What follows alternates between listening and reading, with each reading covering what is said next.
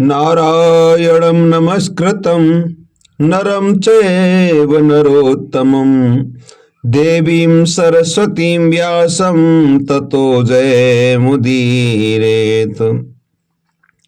ओम नमो भगवते वासुदेवाय। ओम नमो भगवते वासुदेवाय। स्वागत है सभी दर्शक साथियों का आपके अपने YouTube चैनल रामकृष्ण जी शिवम स्टूडियो में। बहुत बहुत धन्यवाद आप सभी को। चलिए, आज की जो महत्वपूर्ण जानकारी है, मैं रामकृष्ण शास्त्री आगरा से आप लोगों के बीच में धार्मिक कथा, व्रत कथा एवं अन्य जानकारियां लेकर के आता रहता हूं। आज की महत्वपूर्ण जानकारी, वैशाख मास का जो पवित्र महीना चल रहा है, तो वैशाख मास 22वां अध्याय आज श्रवण करेंगे। पद्म पुराण से लिया गया ये उपाख्यान बहुत सुंदर है। वीडियो को स्किप न करें, वीडियो को पूरा देखें। और आपसे निवेदन करना चाहेंगे कि अभी तक आपने चैनल को सब्सक्राइब नहीं किया तो प्लीज चैनल को जरूर सब्सक्राइब करें, बेल को प्रेस करके रखें जिससे नोटिफिकेशन सबसे पहले आपको प्राप्त हो। चलिए, ज्यादा समय नहीं लेते हुए प्रारंभ करेंगे वैशाख मास के 22वें अध्याय का। और इस अध्याय में जो महत्वपूर्ण जानकारी दी गई है वो क्या है कि मार्गशीर्ष शुक्ल पक्ष की जो मोक्षा एकादशी का माध्यम है वो आज श्रवण करेंगे। तो युधिष्ठिर बोले कि देव देवेश्वर, मैं पूछता हूं, मार्गशीर्ष मास के शुक्ल पक्ष में जो एकादशी होती है उसका क्या नाम है, कौन सी विधि है तथा उसमें किस देवता का पूजन किया जाता है। स्वामी, यह सब यथार्थ रूप से बताइए। श्री कृष्ण ने कहा, नपश्रेष्ठ, मार्गशीर्ष के कृष्ण पक्ष में उत्पत्ति नाम की एकादशी होती है, जिसका वर्णन मैंने तुम्हारे समक्ष कर दिया है। अब शुक्ल पक्ष की एकादशी का वर्णन करूंगा, जिसके स्मरण मात्र से वाजपेयी यज्ञ का फल प्राप्त होता है। उसका नाम है मोक्षा एकादशी, जो सब पापों का अपहरण करने वाली है। राजन, उस दिन यत्न पूर्वक तुलसी की मंजरी तथा धूप दीपादि से भगवान दामोदर का पूजन करना चाहिए। पूर्वोक्त विधि से दशमी और एकादशी के नियम का पालन करना उचित है। मोक्षा एकादशी बड़े बड़े पातकों का नाश करने वाली है। उस दिन रात्रि में मेरी प्रसन्नता के लिए नृत्य, गीत, स्तुति के द्वारा जाड़ करना चाहिए। जिसके पितर पाप वश नीच योनि में पड़े हों, वे इसका पुण्य दान करने से मोक्ष को प्राप्त होते हैं। इसमें तनिक भी संदेह नहीं है। पूर्व काल की बात है।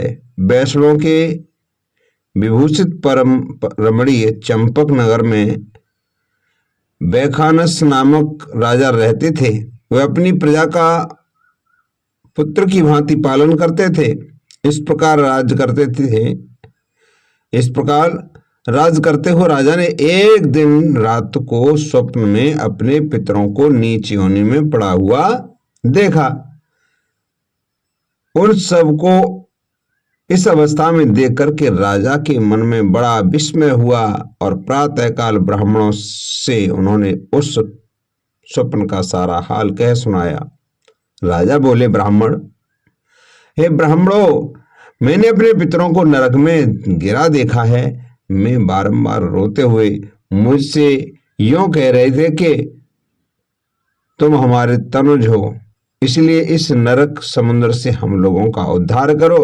द्विजवरो, हे ब्राह्मणों, इस रूप में मुझे पितरों के दर्शन हुए हैं।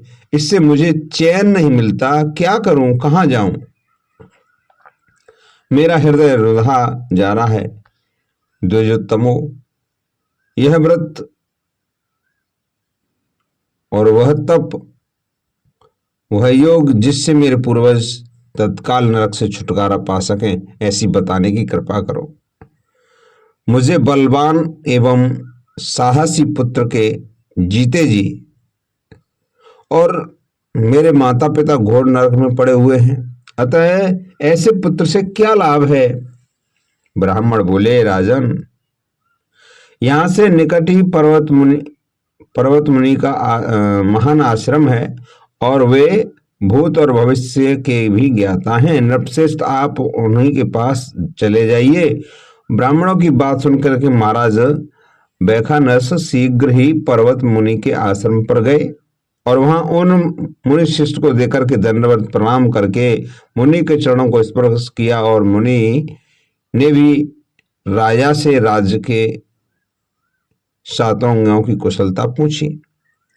राजा बोले, स्वामी, आपकी कृपा से मेरे राज्य में सातों अंग कुशल हैं, किंतु मैंने स्वप्न देखा है कि मेरे पितर नरक में पड़े हैं, अतः बताइए किस पुण्य के प्रभाव से उनका वहां से छुटकारा होगा। राजा की यह बात सुनकर के मुनि श्रेष्ठ पर्वत एक मुहूर्त तक ध्यानस्थ रहे। ओहो। इसके बाद वे राजा से बोले, महाराज, मार्गशीर्ष मास के शुक्ल पक्ष में मोक्षा नाम की एकादशी होती है, तुम सब लोग उसका व्रत करो और उसका पुण्य पितरों को दे डालो। उस पुण्य के प्रभाव से उनका नरक से उद्धार हो जाएगा। भगवान श्री कृष्ण कहते हैं कि युधिष्ठिर, मुनि की यह बात सुनकर राजा पुनः अपने घर लौट आया। जब उत्तम मार्गशीर्ष मास आया तब राजा बैखानस ने मुनि के कथा अनुसार मोक्षा एकादशी का व्रत किया। उसका पुण्य समस्त पितरों सहित पिता को दे दिया। पुण्य देते ही क्षण भर में आकाश से फूलों की वर्षा होने लगी। आकाश से फूलों की वर्षा होने लगी। बैखानस के पिता पितरों सहित नरक से छुटकारा पा गए और आकाश में आकर के राजा के प्रति यह पवित्र वचन बोले, बेटा, तुम्हारा कल्याण हो, तुम्हारा कल्याण हो। यह कहकर के वे स्वर्ग में चले गए। राजन, जो इस प्रकार कल्याणमयी मोक्षा एकादशी का व्रत करता है, उसके पाप नष्ट हो जाते हैं और नरक के बाद मरने के बाद वह मोक्ष प्राप्त कर लेता है। यह मोक्ष देने वाली मोक्षा एकादशी मनुष्यों के लिए चिंतामणि के समान कामनाओं को पूर्ण करने वाली है। यह माध्यम के पढ़ने और सुनने से वाजपेयी यज्ञ का फल मिलता है। वाजपेयी फल का यज्ञ का फल मिलता है। तो आज की कथा यहीं विराम लेती है। मिलते हैं कल की कथा के साथ। वैशाख मास की ये 22वें अध्याय की कथा समाप्त होती है। तो जय जय श्री राधे, जय श्री राधे कृष्णा। बोले एकादशी मैया की जय।